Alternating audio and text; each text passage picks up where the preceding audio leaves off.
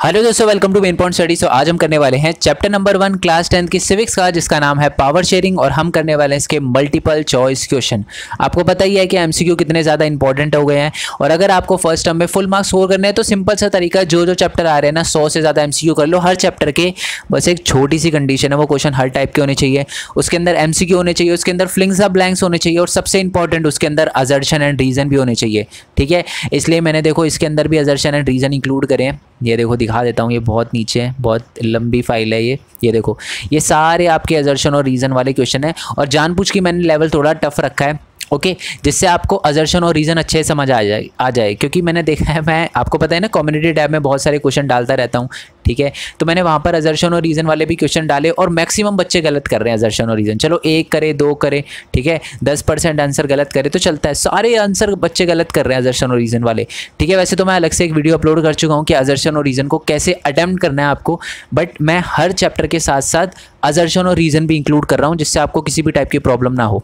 Okay, चलो video शुरू करने से पहले मैं आपको एक बात बता दूं यार, कि हमारा एक दूसरा भी चैनल है मेन पॉइंट टेक करके, ठीक है, वहाँ पर मैं अर्निंग से रिलेटेड वीडियो डालता हूँ। ठीक है, ये बेसिकली उन बच्चों के लिए चैनल है जो स्टार्टिंग से ही पढ़ाई के साथ थोड़ा बहुत अर्न भी करना चाहते हैं। ओके, और यहाँ पर मैं ऐसे नहीं करता कि जी प्लेटफॉर्म का नाम बता दिया जाके अर्न कर लेना, ऐसा नहीं करता, बिल्कुल स्टेप बाय स्टेप हर चीज़ आपको एक्सप्लेन करता हूँ। मैं कुछ वीडियो दिखा देता हूँ आपको, जैसे कि मान लो मैंने ये वीडियो डाली थी, ठीक है, कि मैंने जोमेटो के आईपीओ से कैसे अर्न किया था, 1 घंटे के अंदर 9000 रुपीज़ अर्न किए थे, बेसिकली 1 घंटे से कम में किए थे, उसके बारे में बताया मैंने, और बिल्कुल हर चीज़ एक्सप्लेन करी है कि चाहे आप अर्न करो या ना करो, बट नॉलेज बहुत ज़्यादा इंपॉर्टेंट है इस टाइम, ठीक है, बहुत ज़्यादा इंपॉर्टेंट है। ओके, उसके साथ मैंने आपको ये भी बताया है कि आप मोबाइल से एनिमेशन वीडियो कैसे बना सकते हो। बहुत सारे बच्चे कहते हैं कि सर आप यूट्यूब पर वीडियो डालते हो, तो हम यूट्यूब पर डालकर कैसे अर्न कर सकते हैं, हमारे पास इतने रिसोर्सेज नहीं है, लैपटॉप वगैरह नहीं है, तो हम क्या करें। तो सबसे बढ़िया तरीका है एनिमेशन वीडियो, फेस दिखाने का कोई झंझट नहीं है, और एनिमेशन वीडियो में आप अपनी बहुत अच्छे से क्रिएटिविटी दिखा सकते हो, और फ़ोन से भी ऐसी एनिमेशन वीडियो क्रिएट कर सकते हो, ओके, और अर्न कर सकते हो। तो उनके लिए वीडियो मैंने बनाई है। ये मेरी फर्स्ट अर्निंग के बारे में, बहुत सारे लोगों को लगता है कि मेरी फर्स्ट अर्निंग जो थी वो यूट्यूब से आई थी, दैट्स नॉट ट्रू। ठीक है, मेरी जो पहली अर्निंग थी वो यूट्यूब से नहीं, एक और ऑनलाइन प्लेटफॉर्म से आई थी, उसके बारे में मैंने बता रखा है, इस वीडियो में जाकर देख सकते हो। और सबसे इंपॉर्टेंट वीडियो कि आप कैसे फ्री में वेबसाइट क्रिएट कर सकते हो, ये स्किल तो हर एक बच्चे को आनी ही आनी चाहिए, चाहे आप किसी भी फील्ड में जाना चाहते हो आगे। ओके, और मैं बता दूं कि ये जो मैंने वेबसाइट बनाई है ना, वो विदाउट एनी कोडिंग लैंग्वेज, मेरे को खुद नहीं आती कोडिंग लैंग्वेज, तो मैं कैसे बनाऊंगा ना, मेरे को C++, जावा, HTML, पाइथन कुछ नहीं आती, मेरे को कोडिंग का सी नहीं आता, बट फिर भी मैंने एक धांसू वेबसाइट बनाई है। ठीक है, अब वो वेबसाइट कौन सी है, कुछ बच्चों को पता होगा, कुछ बच्चों को नहीं पता होगा, जिनको नहीं पता उनको जल्दी पता चल जाएगा। ठीक है, मैं जल्दी उसके बारे में बताने वाला हूँ आपको, और साथ में क्रिप्टो करेंसी वगैरह है, सारी की सारी चीज़ें। और मैं बता दूं कि मैं सोच रहा हूँ कि इस चैनल पे एक वीडियो और अपलोड करूँ, ठीक है, जिसमें आपको बताऊँ कि आप नोट्स से कैसे पैसे अर्न कर सकते हो। ठीक है, देखो हर बच्चा नोट्स बनाता है, तो क्यों ना अगर वो नोट्स से ही थोड़ा सा अच्छा करके, नोट्स को मैं बताऊंगा कैसे कैसे क्या क्या करना है, और उससे ही अर्न करे, है ना। क्योंकि बच्चे मेरे से पूछते हैं कि सर जो हम कर रहे हैं उसका यूज़ करते हुए हम कैसे अर्न कर सकते हैं, तो उसी के बारे में बताने वाला हूँ। तो चैनल को सब्सक्राइब कर लेना, मेन पॉइंट स्टडी को भी, मेन पॉइंट टेक को भी। ठीक है जी, चलो जी हम शुरू कर देते हैं ये। और मैं आपको बता दूँ कि इसको है ना एज अ टेस्ट लेना। देखो दोस्त, चैप्टर नंबर 1 है ये, तो बहुत सारे बच्चों का हो रखा होगा, है ना, तो इसे एज अ टेस्ट लेना। मैं क्वेश्चन बोलूँगा, बिल्कुल आधे सेकंड का टाइम दूंगा मैं आपको, ज़्यादा नहीं दूंगा, क्योंकि बहुत ज़्यादा क्वेश्चन है इसमें, और ऐसे में अगर 10-10 सेकंड या 2-2 या 3-3 सेकंड देने लग गया ना आपको एक क्वेश्चन में, तो बहुत ज़्यादा टाइम निकल जाएगा हमारा। ठीक है, तो बिल्कुल आधे सेकंड का टाइम दूंगा, बिल्कुल आंसर करना नीचे कमेंट बॉक्स में। और अगर आपको कोई क्वेश्चन पूछना हो, तो जैसे कि मान लो अभी हमारी वीडियो 10 मिनट तक चली, और 10 मिनट में आपको 6 मिनट पे 6 मिनट 5वें सेकंड पर एक क्वेश्चन था जिसमें आपको प्रॉब्लम हुई, तो वो क्वेश्चन का टाइम डाल देना, जिससे मेरे लिए थोड़ा ईजी हो जाए, और क्वेश्चन का आंसर कर रहे हो तब भी टाइम डाल देना, है ना। चलो जी, मैंने देखा बहुत सारे बच्चे कमेंट बॉक्स में आंसर लिख रहे हैं, बहुत ही बढ़िया दोस्त, बहुत ही बढ़िया, मेरे लिए बहुत इजी हो जाता है चेक करना, और पता चल जाता है कि बच्चा कितना अच्छा कर रहा है, कितना नहीं कर रहा है ना। चलो जी शुरू कर देते हैं। तो पहला क्वेश्चन है, in which continent is Belgium located. जो बेल्जियम है वो कौन से कॉन्टिनेंट में है, कौन से महाद्वीप में है, एशिया, रशिया, यूरोप या हमारा ऑस्ट्रेलिया। आपको पता ही है कि जो हमारा बेल्जियम है वो यूरोप महाद्वीप में है, यूरोप कॉन्टिनेंट में है। नेक्स्ट क्वेश्चन की बात करते हैं कि what is the name of the capital of Belgium. Belgium की कैपिटल का क्या नेम है, दिल्ली, फ्लेमिश, ब्रुसेल्स या वलोनिया। तो जो बेल्जियम है, ठीक है, बेल्जियम की जो कैपिटल है वो ब्रुसेल्स है, याद रखना। नेक्स्ट क्वेश्चन की बात करते हैं कि which language speaks the most in the capital of Belgium. जो बेल्जियम की कैपिटल है ब्रुसेल्स, जिसके बारे में हमने देखा, कौन सी लैंग्वेज बोलने वाले लोग वहाँ पर सबसे ज़्यादा रहते हैं आर्मेनियन, डच, फ्रेंच या हमारे जर्मन। तो आपको पता ही है जो हमारे फ्रेंच लोग हैं वो ब्रुसेल्स में, कैपिटल की बात हो रही है यहाँ पर, ठीक है, चैप्टर पढ़ा होगा तो समझ रहे होगे मैं क्या कह रहा हूँ। जो बेल्जियम की कैपिटल है वहाँ पर मेजॉरिटी लोग फ्रेंच बोलते हैं, बट पूरे बेल्जियम में हमारे डच लोग ज़्यादा मेजॉरिटी में है। कितने परसेंट है फ्रेंच लोग ब्रुसेल्स में, आप मेरे को बताना, ठीक है। चलो जी नेक्स्ट क्वेश्चन पे आते हैं। Sri Lanka is a dash country, क्या large country, island country, continent या नन ऑफ दीज। तो आपको पता है कि श्रीलंका क्या है, एक आइलैंड कंट्री है, लार्ज कंट्री नहीं है, ना ही वो कॉन्टिनेंट है, ना ही नन ऑफ दीज, तो एक आइलैंड है, ठीक है। चलो नेक्स्ट क्वेश्चन की बात करते हैं। Where is the headquarter of European Union located या सिचुएटेड या लोकेटेड। ये जो यूरोपियन यूनियन है उसका हेडक्वार्टर कहाँ है, दिल्ली में, ब्रुसेल्स में, फ्लेमिश में या श्रीलंका में। तो मैं आपको बता दूं जो पहले तो यूरोपियन यूनियन होता क्या है वो बता देता हूं। जैसे आपने यूएन सुना है, वो हर कंट्री में नज़र रखता है, तो वैसे यूरोपियन यूनियन है, वो यूरोपियन यूनियन जो यूरोप के अंदर जो कंट्री है ना, उनका थोड़ा जो भी इश्यूज़ होते हैं उनको देखता है, ठीक है। तो उसका जो हेडक्वार्टर है वो ब्रुसेल्स में है, क्योंकि ब्रुसेल्स में बहुत शांति है, वहाँ पर किसी भी तरीके का लड़ाई झगड़ा नहीं होता, ठीक है। किस टाइप की लड़ाई झगड़े की बात कर रहा हूँ, तो आपको पता है एक टाइम पे वहाँ पर डच और फ्रेंच के बीच में बहुत झगड़ा होता था, बट अब नहीं होता। क्यों नहीं होता, उन्होंने पावर शेयर कर ली। नेक्स्ट क्वेश्चन की बात करते हैं कि which language majority of the people speak in Belgium. तो आपको पता है अभी ऊपर क्वेश्चन आया था कि बेल्जियम की कैपिटल यानी ब्रुसेल्स में मेजॉरिटी लोग कौन सी लैंग्वेज बोलते हैं, बट यहाँ पर पूरे बेल्जियम की बात हो रही है। तो मैं आपको बता दूँ पूरे बेल्जियम में जो डच स्पीकिंग लोग हैं वो बहुत ज़्यादा है। कितने परसेंट है वो आप मेरे को नीचे कमेंट बॉक्स में बताना। देखो दोनों अलग अलग क्वेश्चन है, ऊपर वाले बात करी गई थी कैपिटल की, यहाँ पर पूरे बेल्जियम की बात करी गई है, ओके। चलो नेक्स्ट क्वेश्चन की बात करते हैं कि which language is spoken by the majority of the people in Sri Lanka.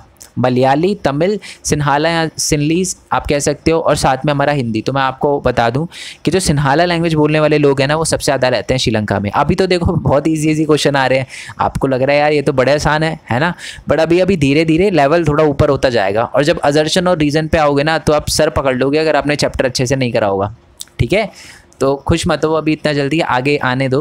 Next question की बात करते हैं कि in which year Sri Lanka become independent. Sri Lanka जो था वो कब इंडिपेंडेंट हुआ, 1998 में, 1992 में, 1948 में, 1949 में। तो मैं आपको बता दूं कि जो श्रीलंका है वो हमारे से 1 साल बाद यानी 1948 में इंडिपेंडेंट हुआ था, ओके। चलो नेक्स्ट क्वेश्चन की बात करते हैं कि in which year the Sri Lankan government came out with the majoritarianism act. Majoritarianism का मतलब क्या होता है पहले उसके बारे में बात कर लेते हैं। जब कोई भी गवर्नमेंट सिर्फ मेजॉरिटी के लोगों के लिए ही काम करे और माइनॉरिटी के लोगों की नीड और विशेष को हटा दे, ठीक है, उनकी बात ना सुने, उनकी डिमांड पूरी ना करे, तो उसको कहते हैं मेजॉरिटेरियनिज्म एक्ट, ठीक है। मेजॉरिटेरियनिज्म गवर्नमेंट, उस गवर्नमेंट को, ठीक है। तो अब वो गवर्नमेंट कुछ एक्ट लेकर आई थी हमारे श्रीलंका के अंदर, ठीक है। तो वो एक्ट कब लेकर आई थी, 1956 के अंदर लेकर आई थी बेसिकली, ठीक है। उस एक्ट के अंदर क्या क्या बातें बोली गई थी जी, वो 3 बातें बोली गई थी, ठीक है। चलो मैं 3 बातें बता देता हूँ, याद रखना क्योंकि आगे इसके बारे में क्वेश्चन आने वाला है। पहली चीज़ तो उन्होंने ये बोला कि जो सिन्हाला लोग हैं ना, जो सिन्हाला स्पीकिंग है, उनको जॉब में प्रेफरेंस दी जाएगी, ठीक है। चाहे वो जॉब में हो, चाहे वो स्कूल कॉलेज में हो, एडमिशन में प्रेफरेंस दी जाएगी, पहली बात। दूसरी बात कि ऑफिशियल लैंग्वेज घोषित कर दिया सिन्हाला को, जबकि वहाँ तमिल भी रहते थे, बट सिन्हाला को ही ऑफिशियल लैंग्वेज घोषित किया। तीसरा, बौद्धिज्म को as a state religion promote किया गया। अब आप बोलोगे सर बौद्धिज्म क्यों, बात ये थी कि वहाँ पर जो सिन्हाला लोग थे वो ज़्यादातर बौद्ध धर्म को मानते थे, इसलिए, ओके। चलो जी नेक्स्ट क्वेश्चन की बात करते हैं कि between 1970s to 1993 the Belgian government made dash amendment to its constitution so that the people could live together, ठीक है। 1970 से 1993 के बीच में बेल्जियम की गवर्नमेंट ने, बेल्जियम एक ही बात है, बेल्जियम लिखा है और बेल्जियम होगा तो सेम ही समझना, ऐसा नहीं है कि आप बोलोगे सर हमने बेल्जियम पढ़ा था ये बेल्जियम आ गया, एक ही बात है, ठीक है। तो जो बेल्जियम की गवर्नमेंट है वहाँ पर उन्होंने अपने कॉन्स्टिट्यूशन में कितनी बार अमेंडमेंट किया था ताकि सारे के सारे लोग खुशहाल और शांति से रह सके। तो मैं आपको बता दूँ इस बीच में 70 से 93 के बीच में बेल्जियम की गवर्नमेंट ने 4 बार अपने कॉन्स्टिट्यूशन में चेंज किया था, अमेंड किया था। नेक्स्ट क्वेश्चन की बात करते हैं कि the third type of government was introduce in Belgium known as dash government. क्या बोला जाता था, state government, government of Belgium, money lender government या नन ऑफ दीज। तो इसका मतलब जो इसका आंसर होगा वो है नन ऑफ दीज। क्यों, क्योंकि जो थर्ड टाइप की गवर्नमेंट आई थी हमारे बेल्जियम के अंदर उसका नाम था कम्युनिटी गवर्नमेंट, तो इसमें तो लिखा ही नहीं है ना, तो नन ऑफ दीज है। नेक्स्ट क्वेश्चन है हमारा कि power sharing is dash of democracy, claim, spirit, partnership या हमारा नन ऑफ दीज। तो आपको पता ही है कि एक लाइन है ये हमारा एक मोरल रीजन है पावर शेयरिंग का, कि power sharing is the spirit of democracy, आत्मा है डेमोक्रेसी की हमारी पावर शेयरिंग, यानी अगर डेमोक्रेसी है तो हमारी पावर शेयरिंग होनी ही चाहिए, ओके। चलो नेक्स्ट क्वेश्चन की बात करते हैं कि power sharing is fine because it reduce the possibility of conflict between the various people, country, government या कम्युनिटीज। तो मैं आपको बता दूं इसका आंसर है कम्युनिटीज। पावर शेयरिंग जो है वो फाइन है या मैं कहूँ इंपॉर्टेंट है, क्योंकि इससे दो कम्युनिटी के बीच में कॉन्फ्लिक्ट कम होता है। ठीक है, जैसे कि अगर हम बात करें श्रीलंका की, तो तमिल और सिन्हाला में लड़ाई चल रही थी, दो अलग अलग कम्युनिटी थी। अगर पावर शेयरिंग कर दी जाती तो जो कॉन्फ्लिक्ट है वो रिड्यूस हो जाता। अब ठीक है, पॉसिबिलिटी तो एटलीस्ट रिड्यूस हो जाती, बट उन्होंने नहीं किया और झगड़ा हुआ, खून खराबा हुआ, सिविल वॉर हुआ वहाँ पर।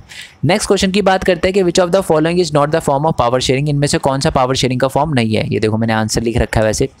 ठीक है, चलो फिर भी देखो, अगर हायरार्कियल डिस्ट्रीब्यूशन ऑफ पावर की बात करें तो ये भी है। ठीक है, बेसिकली हायरार्कियल का मतलब होता है ऊपर ऊपर लेवल पे बांटना। ठीक है, तो ये तो है जी। बी की बात करते हैं distribution of power at different level, different level पे भी पावर बांटी जाती है। एक ही बात हो गई फर्स्ट एंड सेकंड, तो ये भी है। ठीक है, पावर शेयरिंग में होता है ये। नेक्स्ट सी की बात करते करें तो कम्युनिटी गवर्नमेंट। कम्युनिटी गवर्नमेंट भी एक तरह का पावर शेयरिंग है, फॉर्म ऑफ पावर शेयरिंग है। तो यानी ऊपर के तीनों हैं, तो इसका आंसर क्या है? None of these. क्यों? क्योंकि तीनों ही फॉर्म ऑफ पावर शेयरिंग है। इसमें पूछा गया not the form of power sharing, but ये तीनों ही है। नेक्स्ट की बात करते हैं जी, एथनिक का मतलब क्या होता है? Different religion, social division on based shared culture, violent conflict between opposite groups, या a careful calculation of gain and loss. तो इसका सिंपल सा आंसर है जी कि share division, sorry social division on share culture. इसका मतलब क्या है? देखो जैसे इंडिया है, ठीक है, हमारा कल्चर सेम है ना, हमारा सबका कल्चर सेम है इंडिया में रहने वाले का, बट हमारा सोशल डिवीजन है on the basis of language कह सकते हो आप। मैं हिंदी स्पीकिंग हूँ, कोई साउथ से होगा तो वो कन्नड़, केरला भाषा नहीं होती, तमिल वगैरह हो गया, है ना।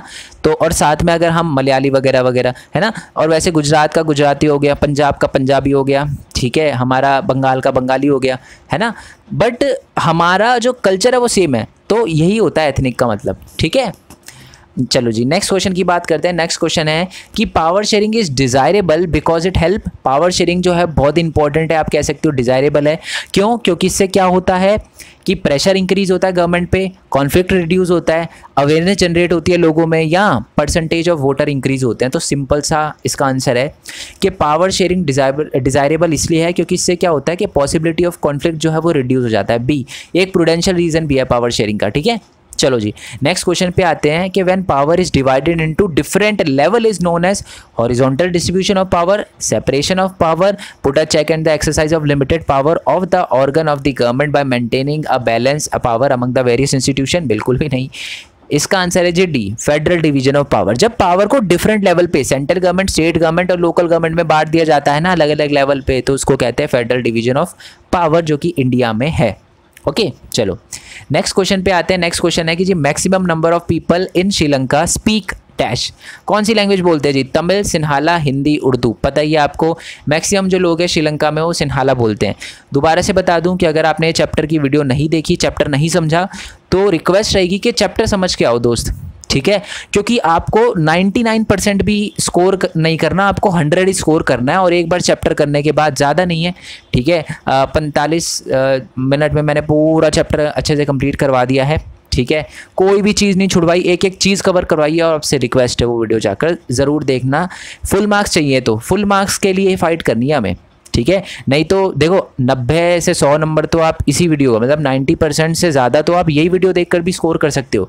बट अगर आपको बिल्कुल 100 चाहिए, एक भी ऐसा क्वेश्चन नहीं चाहिए जो आपको ऐसा लगे कि जी ना आता हो, उसके लिए एक बार वीडियो देख लेना चैप्टर की। ठीक है, और मैं बता दूं जैसे मैंने ये वीडियो बनाई ना, मैंने हर चैप्टर की एसएसटी के, इंग्लिश मीडियम, हिंदी मीडियम, तो अगर आपका कोई दोस्त है या वगैरह वगैरह है तो आप उनको हिंदी मीडियम वाली वीडियो भी शेयर कर सकते हो। ठीक है, और पता ही है आपको जैसे कि हमारे 71,000 हुए हैं, तो आई होप कि 1 लाख भी हो कभी, वो प्लेट लगे तो दिखाऊंगा आपको भी उसकी, तो इंस्टाग्राम पे शेयर कर लेना। अगर कभी प्लेट आई तो आपको इंस्टाग्राम पे पता चल जाएगा, ऐसे तो अभी लगता नहीं है, तो शेयर करना है यार जितना हो सके। क्योंकि जो बच्चे 10th में, सॉरी मैं ज़्यादा बोल रहा हूँ, ठीक है, टाइम ले रहा हूँ, बट जो बच्चे आज 11th में है ना, उन्होंने 10th में बहुत सपोर्ट किया है, टू बी वेरी ऑनेस्ट। आज मैं हूँ यहाँ पर 71,000 तो उनकी वजह से हूँ, और आई होप कि उससे ज़्यादा सपोर्ट करोगे आप मेरे को। ठीक है, चलो जी, तो मैक्सिमम पीपल जो है वो सिन्हाला लैंग्वेज बोलते हैं, पता चल गया जो था। चलो जी नेक्स्ट क्वेश्चन की बात करते हैं कि Sri Lanka did not share the power due to which Sri Lanka was engulfed in dash. ठीक है। एनगल्फ का मतलब होता है बेसिकली कि चपेट में आ गया। किसकी चपेट में? सिविल वॉर की चपेट में आ गया, ठीक है। Caught in the grip of happiness, happiness की चपेट में आ गया। कू हो गया, कू की चपेट में आ गया, नन ऑफ दीज। तो मैं आपको बता दूं कि श्रीलंका ने पावर शेयर नहीं करी, इसकी वजह से सिविल वॉर हो गया, वो सिविल वॉर की चपेट में आ गया। ओके चलो, एक छोटी सी और बात यार, मैं साइंस के भी चैप्टर वाइज MCQ अपलोड कर चुका हूँ 100, ठीक है। और कम्युनिटी टैब में भी आपको डलते रहते हैं, MCQ को आंसर करते रहना, थोड़ी सी प्रैक्टिस होती रहेगी, ठीक है। तो यही बताना था आपको, उनका लिंक भी मैं आपको नीचे डिस्क्रिप्शन में दे दूंगा। चलो नेक्स्ट क्वेश्चन की बात करते हैं। जो Sinhala was declared as the official language in dash year, आपको पता है 1956 में एक एक्ट आया था जिसमें सिन्हाला को ऑफिशियल लैंग्वेज घोषित कर दिया गया, तो इसका आंसर है बी। नेक्स्ट क्वेश्चन की बात करते हैं। हमारा नेक्स्ट क्वेश्चन है कि which of the following is an example of horizontal distribution of power. Horizontal distribution of power का एग्जाम्पल कौन सा है? पहले तो आपको पता होना चाहिए हॉरिजॉन्टल डिस्ट्रीब्यूशन ऑफ पावर क्या होता है। जब पावर को डिफरेंट ऑर्गन में बांट दिया जाता है गवर्नमेंट की, तो उसी को हॉरिजॉन्टल डिस्ट्रीब्यूशन ऑफ पावर कहते हैं। एग्जाम्पल दूँ, हमारा एग्जीक्यूटिव, जुडिशरी एंड हमारा लेजिस्लेचर, जब इन तीनों में, ये तीनों इक्वल होते हैं, ये तीनों एक दूसरे पर चेक रखते हैं। मैं आपको बता दूं, चेक एंड बैलेंस को भी हॉरिजॉन्टल डिस्ट्रीब्यूशन ऑफ पावर कहते हैं। ये आएगा नीचे क्वेश्चन, ठीक है। तो ये तीनों लेवल जो होते हैं, तीनों ऑर्गन जो होते हैं गवर्नमेंट के सेम लेवल पे होते हैं, ठीक है। तो इन्हीं को कहते हैं हम हॉरिजॉन्टल डिस्ट्रीब्यूशन ऑफ पावर, ठीक है। चलो जी नेक्स्ट क्वेश्चन पे आते हैं। तो समझ आ गया ना, इसका आंसर जो है वो ये है जी, B, distribution of power among different organ of the government. मैं सारे ऑप्शन नहीं पढ़ रहा क्योंकि मैंने ही क्वेश्चन बनाया, मेरे को पता है, ठीक है, कि बाकी में क्या लिखा है और क्या नहीं। बट आपसे रिक्वेस्ट है कि दोस्त सारे ऑप्शन पढ़ना, हाथ जोड़ के आपसे रिक्वेस्ट है सारे ऑप्शन पढ़ना, क्योंकि कभी कभार क्या होता है हम थोड़ा सा ओवर कॉन्फिडेंट हो जाते हैं, क्वेश्चन कुछ और पूछा हम कुछ और पढ़ लेते हैं, या हम नीचे वाले ऑप्शन नहीं पढ़ते, है ना। तो प्लीज़ सारे ऑप्शन पढ़ना दोस्त, ठीक है।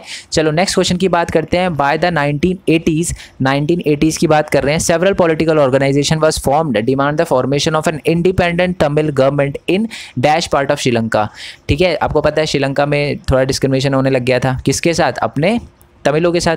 तो उन्होंने क्या किया, उन्होंने एक सेपरेट तमिल गवर्नमेंट की डिमांड करना शुरू कर दिया था श्रीलंका के किस पार्ट में? नॉर्थ ईस्टर्न पार्ट में, ठीक है। चलो जी इसका आंसर है सी। नेक्स्ट क्वेश्चन की बात करते हैं कि जो बेल्जियम है चेंज फ्रॉम यूनिटरी गवर्नमेंट या unitary form of government to federal form of government. ये central system, central government, state government, ये बेसिकली फेडरल सिस्टम का ही पार्ट है, तो इसका आंसर है डी। नेक्स्ट क्वेश्चन है कि dash percentage of people in Brussels spoke French. कितने % लोग ब्रुसेल्स के अंदर, जो कैपिटल है बेल्जियम की, वो फ्रेंच बोलते हैं? तो आपको पता ही है 80% लोग फ्रेंच बोलते हैं, ठीक है। 40% मत करके आना, ये बेसिकली 40% पूरे बेल्जियम की बात हो रही है, बट हमने क्या पूछा, क्वेश्चन क्या है, ब्रुसेल्स की बात हो रही है, तो 80%, ठीक है।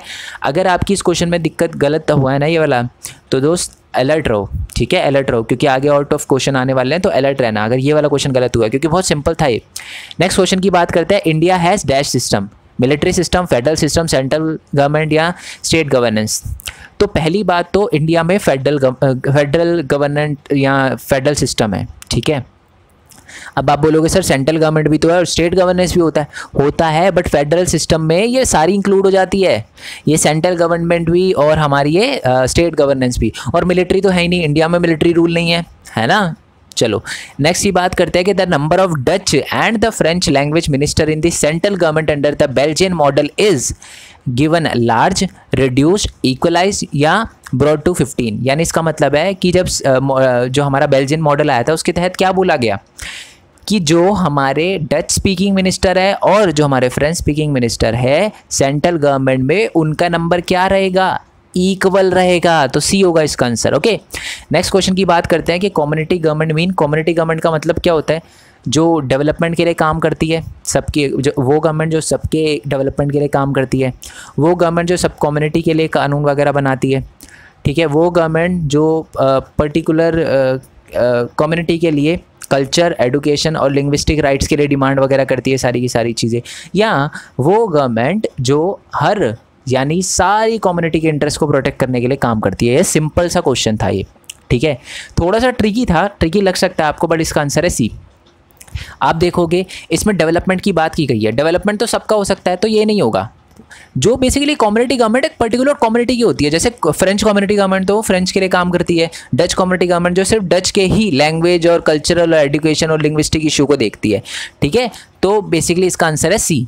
ठीक है, इसमें देखो ऑल लिखा है और इसमें भी देखो ऑल द कम्युनिटी, तो ये दोनों भी नहीं होंगे, तो इसका आंसर है C, particular community. Okay, next question की बात करते हैं। Power sharing is desirable because it helps to increase pressure on the government, to reduce the possibility of conflict, to create awareness among the people, या to increase the percentage of voters.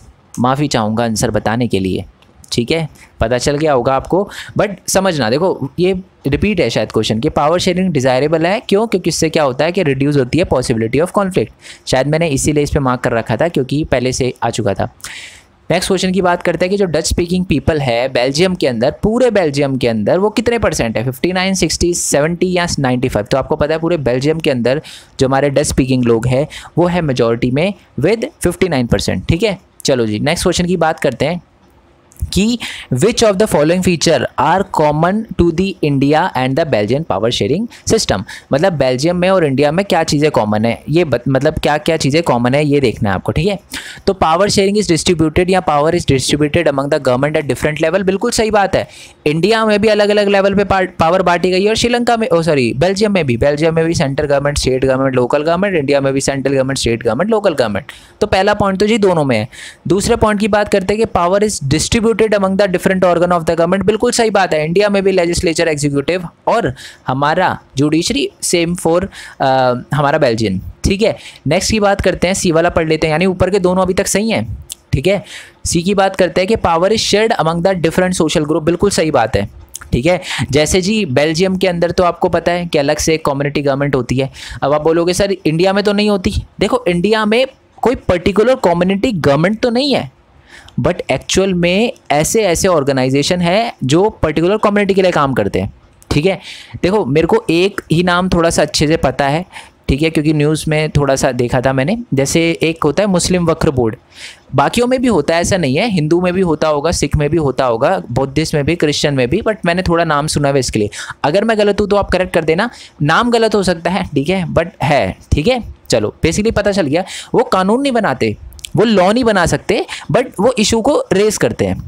ठीक है, तो इसका मतलब जी कि ये वाला भी पॉइंट सही है। फोर्थ पॉइंट की बात करते हैं कि power is shared among the different parties and take the form of competition. बिल्कुल सही बात है, इंडिया के अंदर भी पॉलिटिकल कंपटीशन रहता है, बेल्जियम के अंदर भी, यानी ए बी सी डी चारों ठीक है। इसका आंसर है ए, क्योंकि ऑप्शन है ए बी सी डी चारों ठीक है। ओके, नेक्स्ट क्वेश्चन की बात करते हैं, the number of Indian Tamil in Sri Lanka was क्यों लिखा मैं आपको समझा देता हूँ। पहली बात तो क्या ना, डेटा बहुत पुराना है आपकी बुक में, ठीक है, बट लिखना आपको वही है जो आपकी बुक में लिखा है। तो अप्रॉक्सीमेटली 5% इंडियन तमिल श्रीलंका में रहते हैं। अब आप बोलोगे सर इंडियन तमिल का क्या मतलब है। देखो बात यह है कि अपना तमिलनाडु जो है ना, वहाँ पर बहुत सारे तमिल रहते थे।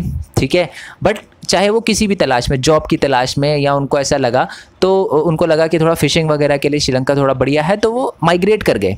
ठीक है, और फिर उनका थोड़ा काम वगैरह चल गया, अच्छा वगैरह हो गया, तो वो फिर वहीं के होके रह गए। ठीक है, तो इंडियन तमिल भी श्रीलंका में रहते हैं। और इसीलिए मैं आपको बता दूं, जब सिविल वॉर चला था ना श्रीलंका में, तो हमने भी इंटरफेयर किया था। ठीक है, क्योंकि फिर तमिलों को भी थोड़ा सपोर्ट करना चाहिए था, बट उल्टा हो गया। ठीक है, ये चलो इसके बारे में कभी और बात करेंगे। तो मैं आपको बता दूं 5% है, ये तो पता चले गया होगा आपको। नेक्स्ट है कि earlier Sri Lanka was known as, Sri Lanka जो है उसको स्टार्टिंग में क्या कहा जाता था। आपको शायद ना पता हो कि श्रीलंका को पहले किसी और नाम से जाना जाता था। पता होगा अगर आपने मेरे चैप्टर के एक्सप्लेनेशन की वीडियो देखी है तो। लंका कहा जाता था, सिलोन कहा जाता था, आइलैंड कंट्री या नन ऑफ दीज। तो श्रीलंका को बोला जाता था सिलोन। ठीक है, अब नेक्स्ट क्वेश्चन यही है कि when was Sri Lanka renamed as Sri Lanka. तो श्रीलंका का जो नाम है वो श्रीलंका कब पड़ा। बेसिकली मैं बता दूं कि श्रीलंका का जो नाम है वो श्रीलंका 1972 में पड़ा।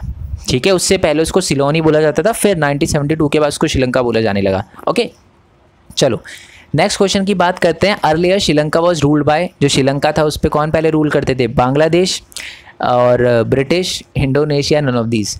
चलो पहले एक फन फैक्ट बताता हूँ, बांग्लादेश तो उस टाइम था ही नहीं जिस टाइम श्रीलंका आज़ाद हुआ था।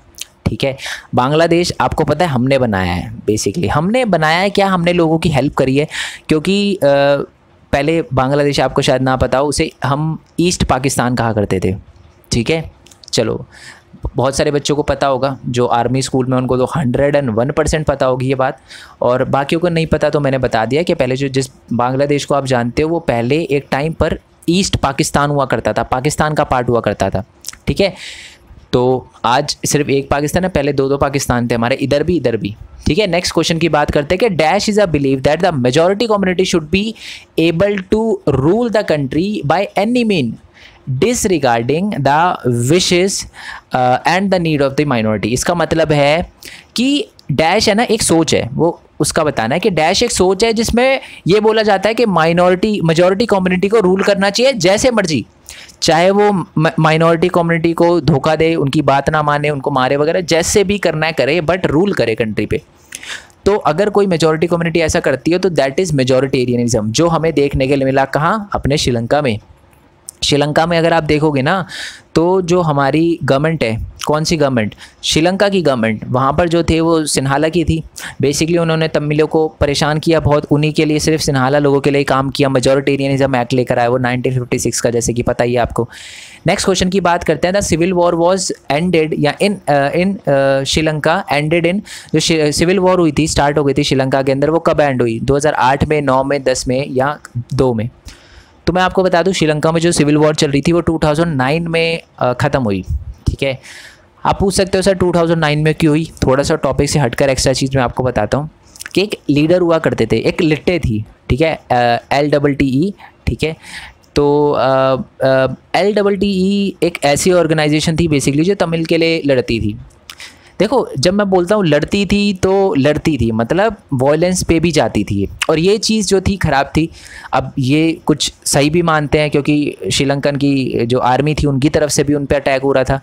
तो इस मामले में मैं कुछ नहीं बोलना चाहूँगा क्योंकि अपना इंडिया बेस्ट है, हम इंडिया से ही खुश हैं, हम क्यों दूसरी कंट्री के ऊपर बात करें। बट समझ लो ना, तो देखो अगर ये बोलना हो कि जी ये सही थे या ये सही थे, तो इसमें चूज़ करना बड़ा मुश्किल होता है।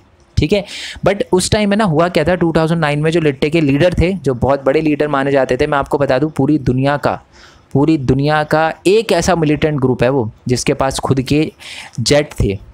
ठीक है, पूरी दुनिया में सिर्फ एक ऐसा मिलिटेंट ग्रुप है जिनके खुद के जेट थे, वो ये तमिल जो लिट्टे थे, लिट्टे थी वो थे। ठीक है, तो 2009 में उनके बहुत बड़े लीडर जो थे उनकी डेथ हो गई थी, जिसकी वजह से फिर लिट्टे बिखर गया। अगर थोड़ा सा आप रिसर्च करोगे, ठीक है, तो आप ज़रूर बताना कमेंट बॉक्स में कि उनका क्या नाम था जिनकी डेथ हुई थी 2009 में। ओके, चलो नेक्स्ट क्वेश्चन की बात करते हैं कि जो सिन्हाला स्पीकिंग पीपल थे were given priority in the university and the government job in Sri Lanka with the help of the law proposed इन, यानी एक एक्ट आया था, एक कानून आया था, किस साल में आया था वो बताना है आपको। उसमें क्या गया था जो सिन्हाला स्पीकिंग लोग थे ना उनको प्रायोरिटी दी गई थी यूनिवर्सिटी में और गवर्नमेंट जॉब में। ठीक है, तो वो कानून कब आया था पता ही है आपको, मैं बता चुका था, ये बिल्कुल स्टार्टिंग में 1956 में कानून आया था। ठीक है, चलो नेक्स्ट क्वेश्चन की बात करते हैं कि a system of check and balance is another name of which of the following power sharing arrangement. ये मैंने आपको बता दिया था, मैंने ऊपर बताया था कि हॉरिजॉन्टल डिस्ट्रीब्यूशन ऑफ पावर में या डिवीजन ऑफ पावर में पावर को अलग अलग ऑर्गन में बांटा जाता है गवर्नमेंट के, जो बिल्कुल सेम लेवल पे होते हैं और वो एक दूसरे पर चेक रखते हैं, जैसे कि एग्जीक्यूटिव, जुडिशरी और लेजिस्लेचर। अगर कभी एग्जीक्यूटिव गलत काम करे तो जुडिशरी टोकती है, ठीक है, अगर जुडिशरी गलत काम करे तो लेजिस्लेचर उसके फैसले को पलट देता है, अगर कभी एग्जीक्यूटिव गलत काम करे तो फिर हमारा लेजिस्लेचर उस पर, ये तीनों एक दूसरे पे नज़र रखते रहते हैं। अगर मैं आपसे पूछूं कि कौन सा बड़ा है तो ये नहीं बोल सकते आप कौन सा बड़ा है इक्वल लेवल के, बट एक दूसरे की गलतियां सुधारते रहते हैं। ठीक है, तो इसका आंसर मैंने डायरेक्टली बता दिया, सी होगा। ठीक है, हॉरिजॉन्टल डिस्ट्रीब्यूशन। हाँ जी, एक बार वाकई फिर भी मैं पढ़ लेता हूँ, नहीं ये सोशल डिवीजन लिखा हुआ है, इसमें डिफरेंट सोशल ग्रुप की बात ही नहीं है, इसमें डिफरेंट लेवल लिखा है तो ये तो वर्टिकल डिवीजन होता है। ठीक है, इसमें हॉरिजॉन्टल डिस्ट्रीब्यूशन लिखा है तो ये तो है ही है, और इसमें पॉलिटिकल पार्टी और प्रेशर ग्रुप की बात है तो ये भी नहीं है, तो ए, बी और डी नहीं है, तो इसका आंसर है सी। ठीक है, चलो जी नेक्स्ट क्वेश्चन पे आता है कि which of the following statement about the power sharing arrangement is correct. Power sharing के मामले में कौन सी बात जो है वो सही लिखी हुई है। Power sharing is necessary only in society which have religious, linguistic और एथनिक डिवीजन। ऐसा नहीं है, मैं बताऊंगा क्यों नहीं है। Power sharing is suitable only for big country, ये भी नहीं है। Every society needs some form of power sharing even if it is small or does not have social division. Power sharing is not necessary at all. इसका answer पता है क्या? इसका answer है सी। आई होप इसका आंसर आपको पता हो। देखो, एक कोई भी, पहली बात तो कोई भी ऐसी कंट्री होती ही नहीं है जहाँ पर होमोजेनिटी हो, या आप कह सकते हो वो कंट्री होमोजीनियस हो, ऐसा हो ही नहीं सकता। क्यों नहीं हो सकता? कोई भी ऐसी कंट्री आप बता सकते हो जहाँ पर सिर्फ एक ही टाइप के लोग रहते हो? ठीक है, कोई भी नहीं बता सकते। कुछ लोग बोलेंगे सर पाकिस्तान है, सारे के सारे एक जैसे लोग रहते हैं, ऐसा नहीं है। पाकिस्तान में अगर आप रिलीजन के कॉन्टेक्स्ट से भी देख रहे हो ना, तो शायद आपको ना पता हो, वहाँ पर सिख भी रहते हैं, वहाँ पर हिंदू भी रहते हैं। ठीक है, तो रहते हैं, अलग अलग लोग रहते हैं। बांग्लादेश में भी आपको लग रहा होगा कि सिर्फ बंगाली रहते हैं, बट बंगाली के अंदर भी तो लैंग्वेज से या धर्म से रिलेटेड है ना। तो हर कंट्री में क्या होता है कि बेसिकली सोशल डिवीजन होता है। ठीक है, तो अब पावर शेयरिंग की बात करें तो हर कंट्री में पावर शेयरिंग इंपॉर्टेंट है, चाहे वो छोटी है, चाहे बड़ी है, चाहे सोशल डिवीजन दिख रहा है या नहीं दिख रहा। तो इसका आंसर होगा सी। ओके, नेक्स्ट क्वेश्चन की बात करते हैं। इन दी 1950s और 16 tension begin to rise in Belgian between dash and the Dutch speaking people. 1950s और 60s के टाइम में ना टेंशन बढ़ने लग गई थी बेल्जियम के अंदर दो ग्रुप के बीच में, डच स्पीकिंग पीपल के बीच में और दूसरा नाम बताना है आपको, जर्मन, फ्रेंच, तमिल या नन ऑफ दीज। देखो तमिल तो छोड़ दो, डच मतलब लेना देना नहीं है बेल्जियम का और हमारे तमिल का। ठीक है, क्योंकि वो तो श्रीलंका की बात हो रही थी वहाँ पर। तो जर्मन और फ्रेंच की बात करते हैं, तो इसका आंसर वैसे फ्रेंच है, क्योंकि जर्मन तो बहुत ही माइनॉरिटी में थे, 1% थे, तो क्या ही लड़ेंगे उनसे, वो टेंशन क्या ही लेंगे वो। ठीक है, चलो नेक्स्ट की बात करते हैं कि the number of Sinhala speaking या Sinhalese speaking people in Sri Lanka was 59%, 58%, 71% या 74%।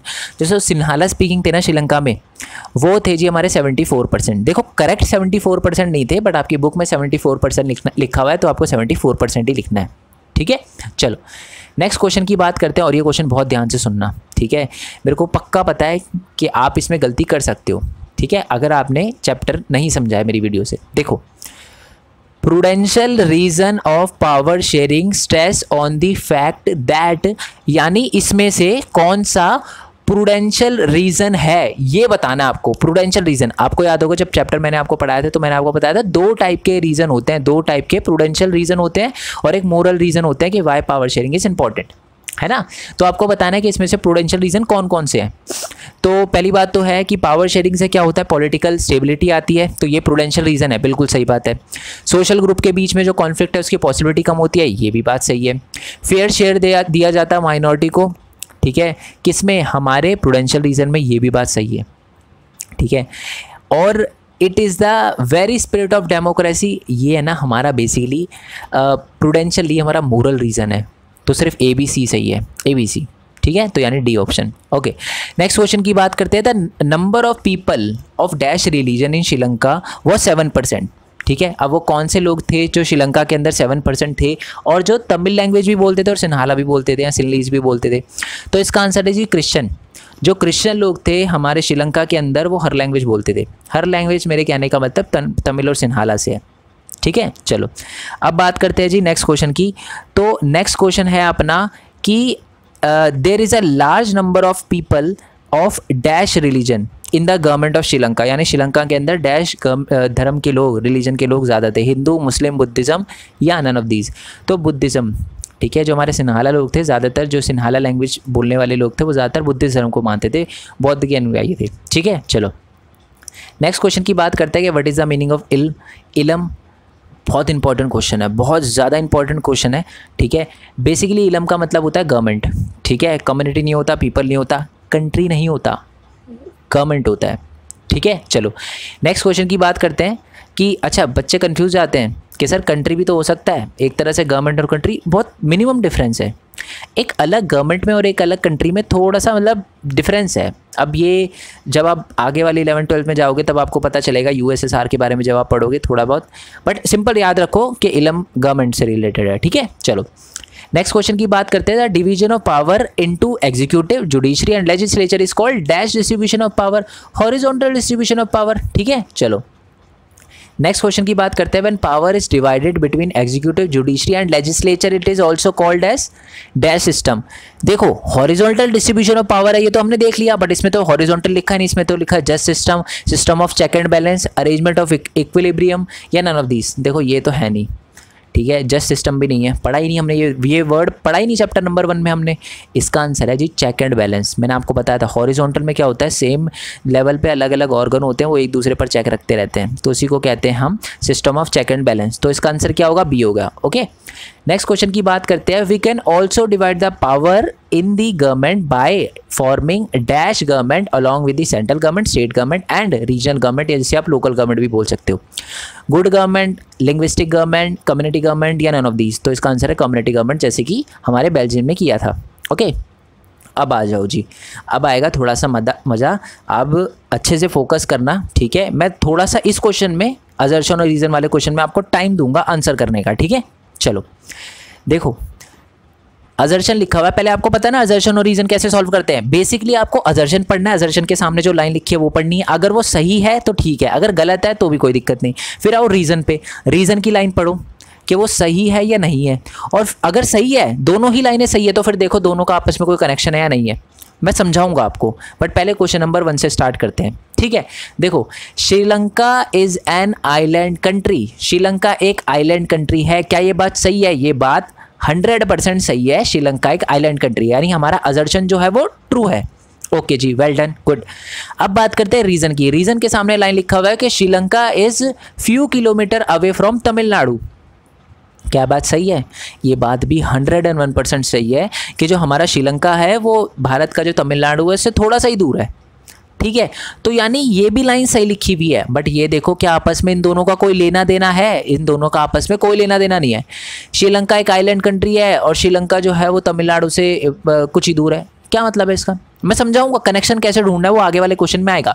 पर अभी हमें क्या पता चला, दोनों सही है बट इंडिविजुअली सही है, दोनों का आपस में कोई लेना देना नहीं है। तो इसका आंसर पता है क्या होगा? इसका आंसर होगा कि both A and R are true but R is not the correct explanation of assertion, ठीक है। दोनों सही तो है बट दोनों का आपस में कोई लेना देना नहीं है। अब आ जाओ नेक्स्ट क्वेश्चन पे। अब शायद आपको समझ आएगा कि क्या मैं कह रहा था कि क्या देखना है आपको, कैसे इन दोनों को कंबाइन करना है, ठीक है। असर्शन और रीजन को कैसे दोनों को मिला के चेक करना है। असर्शन रीड करते हैं। Tamil people start demanding separate government in Sri Lanka. Sri Lanka के जो नॉर्थ, आपको पता है ना, नॉर्थ वाले नॉर्थ ईस्ट पार्ट था, वहाँ पर जो श्रीलंकन जो तमिल थे वो बेसिकली अब क्या कर रहे थे, अलग गवर्नमेंट की डिमांड कर रहे थे। क्या ये बात सही है? ये बात 100% सही है। तो यानी हमारा असर्शन जो है वो ट्रू है, ठीक है। चलो रीज़न की बात करते हैं। रीज़न जो लिखा हुआ है वो ये लिखा हुआ है रीज़न के सामने line, Tamil people were discriminated against the Sri Lanka. Against the Sri Lanka नहीं होना चाहिए था, इन श्रीलंका कर देते हैं, डिस्क्रिमिनेटेड इन श्रीलंका, ठीक है। जो हमारे तमिल लोग थे वो डिस्क्रिमिनेशन फेस करना पड़ता था इन श्रीलंका। क्या बात सही है? ये बात भी एकदम सही है। अब दोनों लाइनों को मिलाओ, देखो तमिल लोगों ने एक अलग गवर्नमेंट की डिमांड करना शुरू कर दिया था श्रीलंका के अंदर, क्योंकि तमिल लोगों के साथ डिस्क्रिमिनेशन होता था।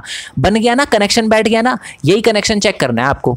तो इसका मतलब कि both assertion and reason are true and the reason is correct explanation of assertion. तो देखो जी कहाँ लिखा हुआ है, both assertion and reason are true and the reason is correct explanation of assertion. A यानी असर्शन, आर यानी reason, ठीक है। तो इसका आंसर हो गया डी। समझ आया ना दोस्त?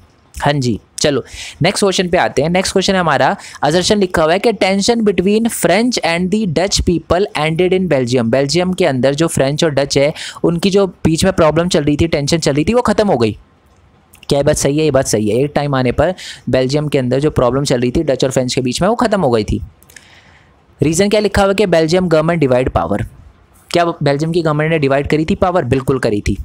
अब दोनों को मिला के देखो, दोनों लाइनें सही है। अब दोनों को मिला के देखो, बेल्जियम के अंदर जो टेंशन थी डच और हमारे फ्रेंच लोगों के बीच में, वो ख़त्म हो गई क्योंकि बेल्जियम की गवर्नमेंट ने पावर डिवाइड कर दी।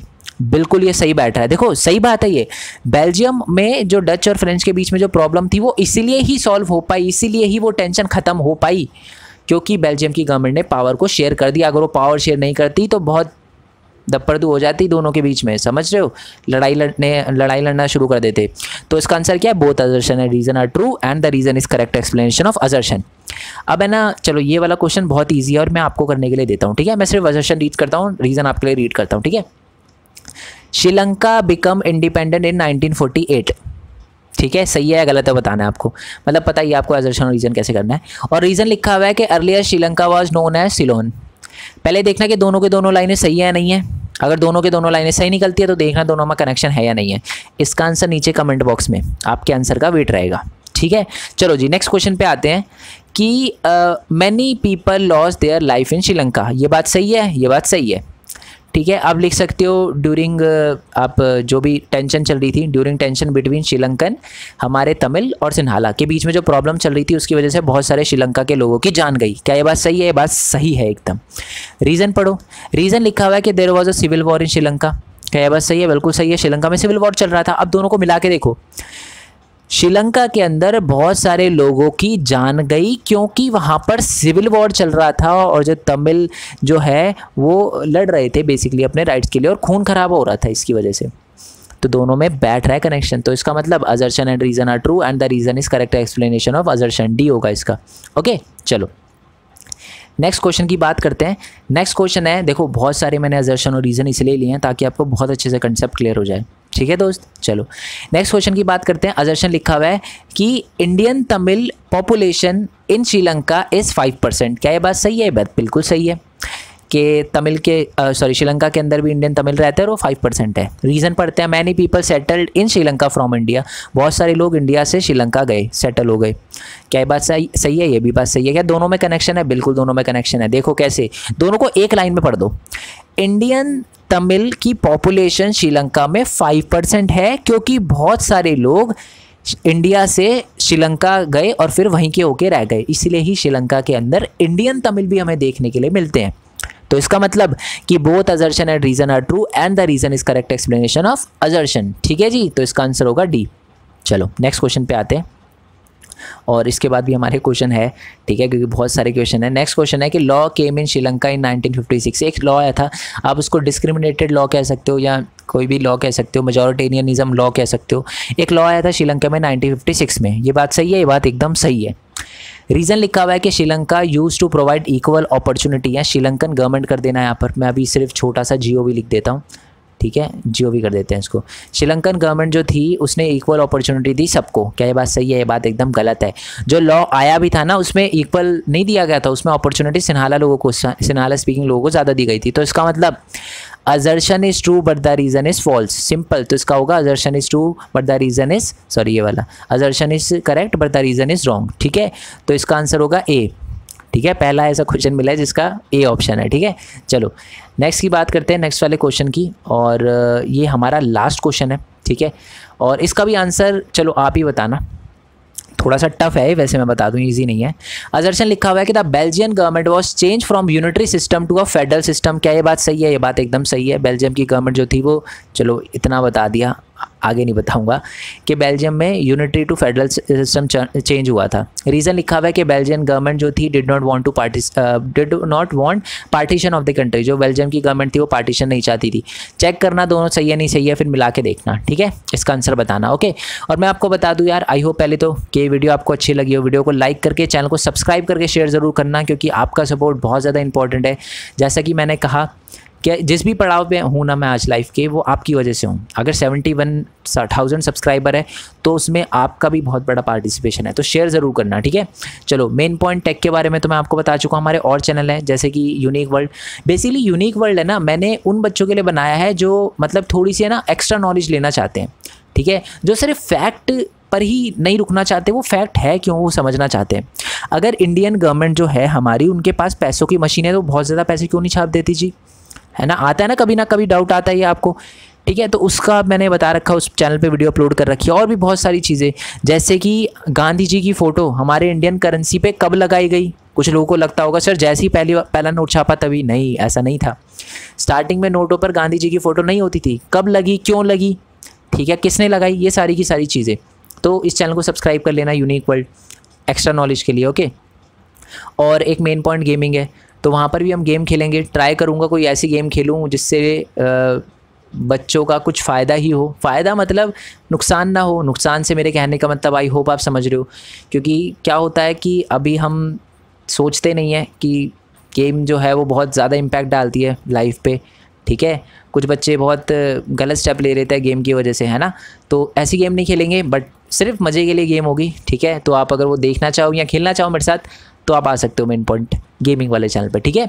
बाकी एक और चैनल है हमारा मेन पॉइंट स्टडी को तो सब्सक्राइब कर लेना। एक और चैनल है, ये है मेरी फ़ोटो एनिमेशन फ़ोटो बनाने की कोशिश करी थी मैंने, कुछ बना नहीं, ठीक है। तो इस चैनल को भी आप सब्सक्राइब कर लेना, भरत कुमार खोरवाल करके, लिंक नीचे डिस्क्रिप्शन में होगा। अगर नाम नहीं पता होगा आपको तो पता चल गया होगा अब। तो इस चैनल को भी सब्सक्राइब कर लेना। अगर कभी टाइम मिलता है तो इस पे भी, व्लॉगिंग वाले चैनल पे भी वीडियो अपलोड होगी, ठीक है। बाकी मैं आपको बता दूं यार, अभी तक अगर आप इस वीडियो पे रुके हो ना, तो आपके को एक छोटा सा सरप्राइज़ देना चाहूँगा मैं, ठीक है। ये सिर्फ आपके लिए होगा। बहुत सारे बच्चे बोलते हैं सर हमसे नोट्स डाउनलोड नहीं होते, ठीक है, ये क्वेश्चन हमें कहाँ से मिलेंगे, है ना।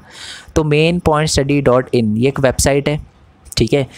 इस पे मैं मैक्सिमम नोट्स अपलोड कर चुका हूँ। ये पूरी नहीं है, मतलब बहुत सारी चीज़ें अभी तक अपलोड नहीं है इस पे, सारे मैक्सिमम नोट्स अपलोड हो चुके हैं। इस पे जाकर आप डायरेक्टली डाउनलोड कर सकते हो, एक क्लिक पे डाउनलोड हो जाएंगे। कोई जीपी नहीं, कुछ नहीं है, कोई टेंशन वेंशन लेने की ज़रूरत नहीं है, ठीक है। MCQ वगैरह भी आपको मिल जाएंगे वहाँ पर, ठीक है। आंसर शायद मैंने अभी अपलोड नहीं करे, बट वो भी जल्दी कर दूँगा, ठीक है। तो आई होप आपको ये वीडियो अच्छी लगी हो। वीडियो को लाइक करके शेयर ज़रूर करना। जय हिंद, जय भारत, वंदे मातरम। Thanks for your support. Bye bye.